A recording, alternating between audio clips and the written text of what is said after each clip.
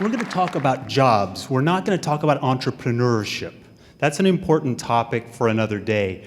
But we're talking about taking home a paycheck, a wage or a salary. How many of the people here take home a wage or a salary as opposed to a piece of their business ownership? Who doesn't, right? Do we have some business owners here? Come on now.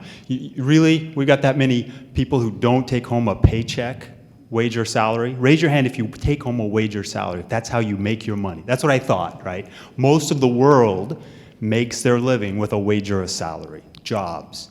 It's not to say the entrepreneurship's not important, it's incredibly important, business ownership, all those things. But most of us have a job.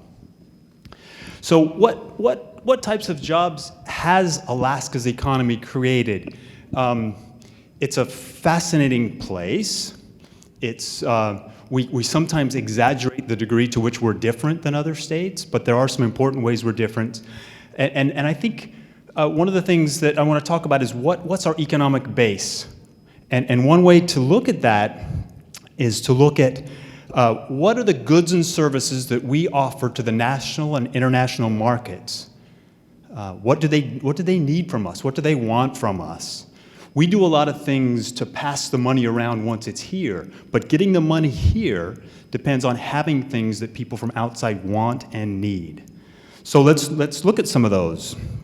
Originally, what brought the Russians? The fur, right? Different kinds of furs. That's since come and gone. Fish and other seafood, incredibly rich natural resource that we have.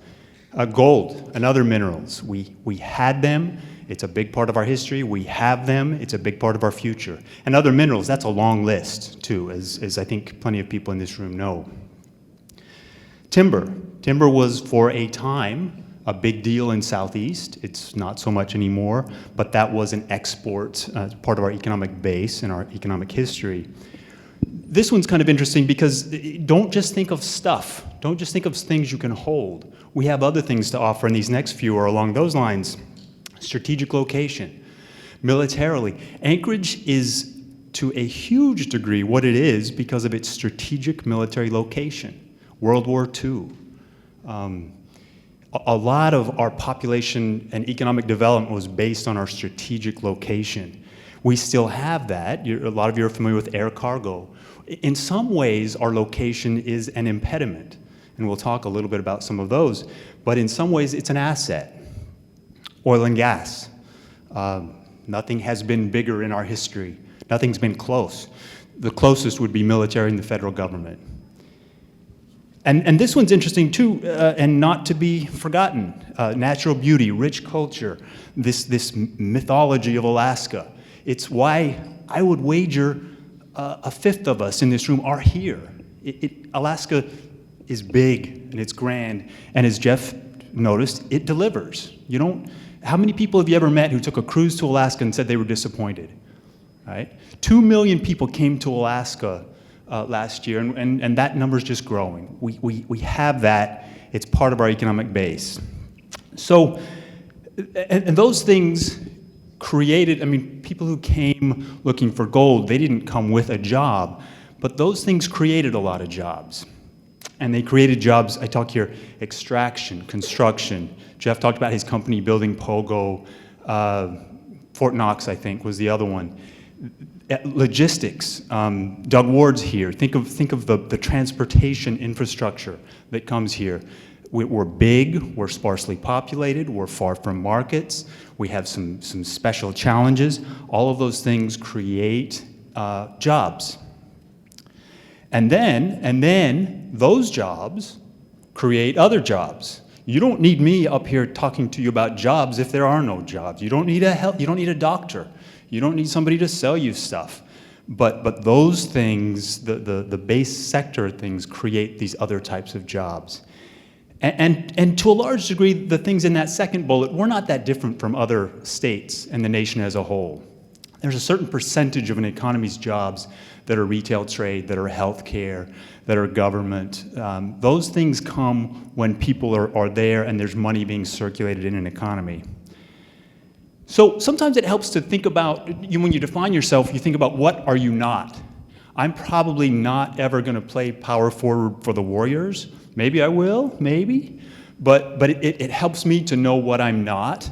Alaska is not some things. We're not durable goods manufacturers. We never produced steel. There are good reasons for that. Location is part of this, why we haven't been a durable goods manufacturer. And when I say durable goods, that just means we do manufacture seafood processing. That's a manufacturing sector. But we don't build big, heavy things that have to be shipped long places because we're far away from markets and some other good reasons. We don't have a big investment banking community. If you want to work for Goldman Sachs, Anchorage might not be your place. There might be a few Goldman Sachs employees, I don't know. But this is not who we are primarily. That's New York City. That's other parts of the country and world.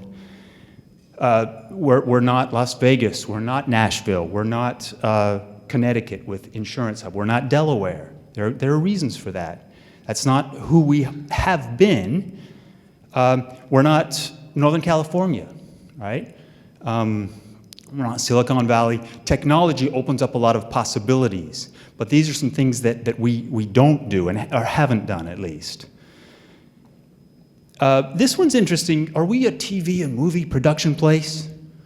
How many of you have traveled and had somebody tell you, my favorite show is, fill in the blank? And I haven't seen most of them, but I think more than half the time I travel, I hear that. So we are, actually. We have created something. And why have we created those things? There's a connection to why Alaska Brewing Company is popular. There's a connection, I believe, to why Copper River red salmon is popular. There's a connection to why Chevy names its vehicles Yukon and Denali, and right, that we have that mystique of Alaska. People are curious about it. I hope, and I worry a little bit, sometimes they're making fun of us. I don't like that part. But I think for the most part, Alaska's interesting to people. We are the last frontier. What was that thing, Montana? Last best place. I like, Anchorage has big wildlife, which I kind of like too, the marketers. So let's go back a little bit. Here's what we said, the Department of Labor in 1991, about the jobs that we were creating, or that were expected to be especially strong growth. This is you guys. I mean, this is kind of fun to see. And it's not that this is a blurry slide. The world was blurry back then. It was black and white, and it's much better now.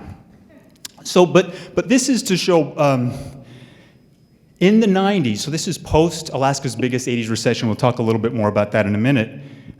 Most of the strong growth occupations were resource extraction, construction, mining, and related. You see dentists down there at the bottom. So jumping ahead, here's what our most recent, it's a much sharper world as you can see. And don't read all of these. The point is mostly, what's the theme there? What do you see in those occupations? Healthcare, right? Almost all of them are healthcare.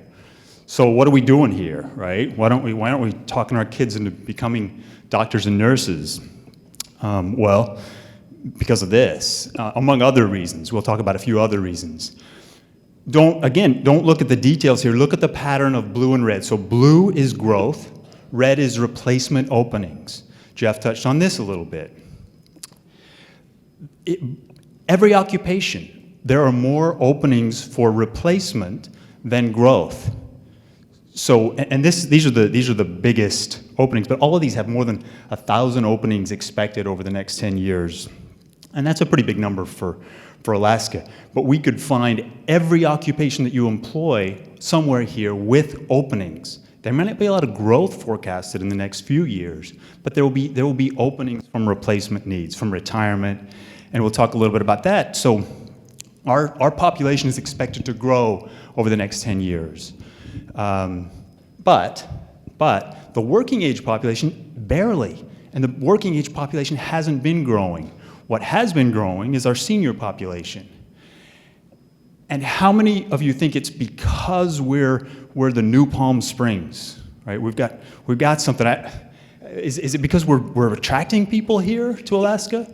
No, no. We've always lost more seniors than we've attracted through migration. But we've got a lot of us, who came in the 70s and 80s, more than other states. We're still the third youngest state in the country. And the main reason is because we lose our seniors. They retire to Palm Springs and other places. But we have this group aging in place. And that creates opportunity and need for the economy. Big needs. Think of that, 66% compared to 1%. And that's going to happen even though we'll lose a lot of them. No matter how many we lose, that group is growing and they're aging out of the workforce. So another important point when we talk about, and we're going to get to in a minute, our current economy, but we in Alaska, because of the permanent fund dividend, we're able to identify non-resident versus resident workers. And we put together a report every year. We've got a 2016 version coming in just a few months. I've seen the preliminary data, and here's the long-term pattern in that data. This is an opportunity for Alaskans. This is an opportunity specifically for us in this room. These are when companies have to reach out and hire from other parts of the country. In some cases, there's some unique employment relations in Alaska, North Slope I'm talking about in particular, where it's a work 2 or 3 weeks and fly home, and it's going to be a long flight no matter what. So there's some complications to how this works. But I don't think anyone would dispute this creates an opportunity to see where non-residents are working in Alaska, and can we find and train Alaskans to do that work. Okay, so what about this recession, right? You've heard about it. Things are bad, and they are. I love, Jeff had a little euphemism. He talked about pretty steady right now. So he's heard, but he didn't want to tell you the bad. He knows that. I don't know if he knows their economy, but things are bad here right now. Bad relative to historical patterns. This is our job situation. So we've been losing jobs for 24 months now. Well,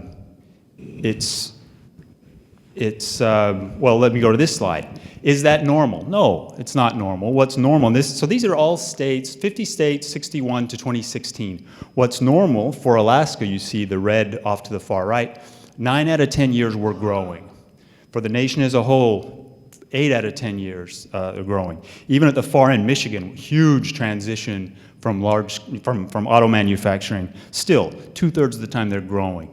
So understand that growth is normal. We're not growing half the time and shrinking half the time.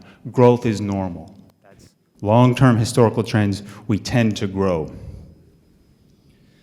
So, and let's just review some quick numbers. So before this period, we grew for 25 years. We've had 3 recessions since the 70s. The nation's had 6. So we've had this, we're a young state. We're kind of like a toddler or a teenager. We were going to grow almost no matter what happened here. We were absorbing all this new money. And most of that came from oil and gas. And we did, 25-something years. We had a brief downturn during the Great Recession for the U.S. We lost 1,700 jobs, grew right out of that, added 19,000 or something until 2015, and now we've lost 11,600 so far in this period. That's a real loss. But just quickly, comparing to the 80s recession, it lasted 25 months, 24 months. We're about as long as the 80s recession as of now. It was much deeper. We lost 20,700 jobs. 9% of our total jobs went away in the 80s. We've lost 3.4% total, a meaningful number, but much less severe. This one's interesting. People remember the housing crisis and all those things. We lost 15,000 people net, and the 40,000 is migration losses, but we had enough natural increase, birth minus deaths, to compensate for most of that. So far, we've lost nothing. We've lost 0 population net so far during this recession. We've had migration losses, but natural increase is big enough to compensate for that. So that's why the housing market's fairly stable. There are things to like about this recession compared to the 80s. This is a little bit on the other side. We roared out of that 80s recession. We really grew strongly after. Our recovery this time, we'll see. We don't know. We don't know. I wouldn't expect we would grow as strong as we did. The Exxon Valdez spill was part of that. It didn't create our recovery, but it certainly juiced it. And this just quickly, this is why Alaskans get jittery about housing who were here in the 80s. So this red line, that's the US foreclosure rate during that period that shook national and international markets. Our foreclosures in the 80s way higher than that. But if you notice the blue line in the current period, they haven't moved. Our housing market is fairly stable. And one of the good things that says is people want to stay here. The people who are losing their jobs, a lot of them oil and gas industry, whether they retired or they're of retirement age or whatever reason, they're not getting out. In the 80s, they got out, a lot of them, and that created other problems. So looking forward to the future, what do we have for the world markets? Well, does that look familiar? Pretty similar, right? There are things happening and there are opportunities for microgrid energy, alternative exploration, lots of possibilities, but the big economic base things haven't changed very much since then. And these things aren't going away. This is not, and coal's interesting, but this is not Michigan in 1976 that had a long decline of manufacturing jobs ahead of it, and it was probably fairly obvious. There are a lot of things that are the future here. And this, don't look at the details of this. We produce every 2 years a 10-year occupational forecast. This is we call it top jobs. These are the ones that are expected to grow stronger than average and pay above average. And there are a lot of familiar occupations there from the industries that you employ. And just a last few slides, takeaways. It could not be more clear that education and training pays for an individual. Higher wages, lower unemployment, better benefits, better health. That one's kind of new to me, but I believe that's true. The job security, job future, education and training helps. There will be opportunities in almost every occupation because of the replacement needs, because of the aging population, because this recession won't last forever. By 2018, I suspect, we'll forecast this in the next few months, we'll be growing again. We've absorbed a big shock. We've got this state government mess to figure out, but most of the shock from the oil losses has probably been absorbed. And really, we shouldn't treat economies like accountants. We can't say, well, we're going to need 433 here, so if we start training them here, they'll be ready. That's not how it's way more complicated, bigger, slower moving. The second bullet point, we're not some of these places that have bigger, more single-dimensional economies and some harder questions to deal with than Alaska has. We still are a place where there's lots of opportunities. And I love this last one. Really, who knows best what kinds of skills workers should have? Employers. It's so smart. It was fun reading about APICC and its history in preparation for this. If those two groups talk, if the training community and the employer community talk, everybody wins. It's just smart. And that's all I have. Thank you.